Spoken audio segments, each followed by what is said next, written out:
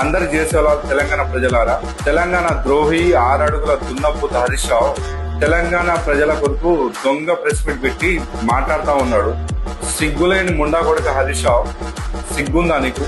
నిధులు దోసుకున్నారు, నియామకాలు దోసుకున్నారు, నీళ్లు దోసుకున్నారు, కాంట్రాక్టర్ల మీద ప్రాజెక్టులు కట్టి లక్షల కోట్లు దోసుకున్నారు.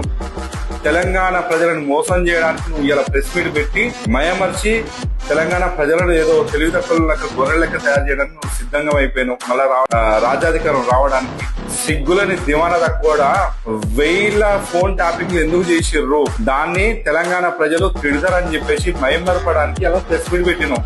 నిధులు ఏమైపోయినాయి, నియామకాలు ఏమైపోయినాయి, మీ కుటుంబాలకు ఫామ్ హౌస్లు ఎట్లు వచ్చినాయి, లక్షల కోట్లు ఎందుకు దోసుకున్నారు, 10 సంవత్సరాలలో 8 లక్షల కోట్ల అవినీతి జరిగితే లక్షల కోట్లు దోసుకున్నారు అని చెప్పేసి కాంగ్రెస్ పార్టీ మిమ్మల్ని ప్రశ్నిస్తా ఉన్నది. సిగ్గులేని ముండ కొడుకులారా, తిన్నది కక్కండి అని చెప్పేసి తెలంగాణ సమాజం మేము నిలదీస్తా ఉన్నది.